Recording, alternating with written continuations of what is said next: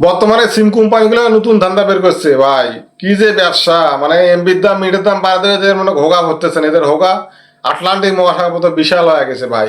এত টাকা এরা কি করতেছে? নতুন ধান্দা, নতুন সিস্টেম, সিম রেজিস্টার ফেইল, নেটওয়ার্ক সমস্যা, এই সমস্যা সে সমস্যা। আবার এই সমস্যা ঠিক করতে গেলে কয় সিম চেঞ্জ করে নেন, সিম রিপ্লেস করে নেন। এর চার্জ হয়েছে আবার 400 টাকা। আপনি একটা জিনিস লক্ষ্য করেন, আপনি ফার্স্ট সিমটা কিনছেন, কমপক্ষে 300 টাকা সিমটা কিনছেন, আবার সিমের সমস্যা, আবার চেঞ্জ করতে চাইতেছেন, তখন দাম দিতেছে 400 টাকা। মোট 700 টাকা আপনার কিন্তু হোগায় বাস। কোম্পানি কিন্তু ভালো করে জানে ভাই সিমটা আপনি কিন্তু নিবেন, কারণ সিমটা আপনার এমার্জেন্সি দরকার। ওই সিমে আপনার ব্যাঙ্ক অ্যাকাউন্ট আছে, আপনার বিকাশ অ্যাকাউন্ট, নগদ অ্যাকাউন্ট আছে। ওই সিমটা আপনি বিভিন্ন জায়গায় নাম্বার দিচ্ছেন, কোম্পানি সেটা ভালো করে জানে। মানে আপনি সিমটা নিবেন, কোম্পানি নতুন দান্দা, বোঝা বড় দায় ভাই। মানে জনগণের হোগা খেয়ে মারতে হবে, সেটা কোম্পানি ভালো করে জানে। মানে এমন অবস্থা হয়েছে আপনার হোগা মারতে মারতে কোম্পানি একদম সুদলিং পং মানে দেবে, বুঝছেন? আপনি টেরই পাবেন না। এটা হচ্ছে কোম্পানির ব্যবসা, নতুন দান্দা। শালা সিম কোম্পানি।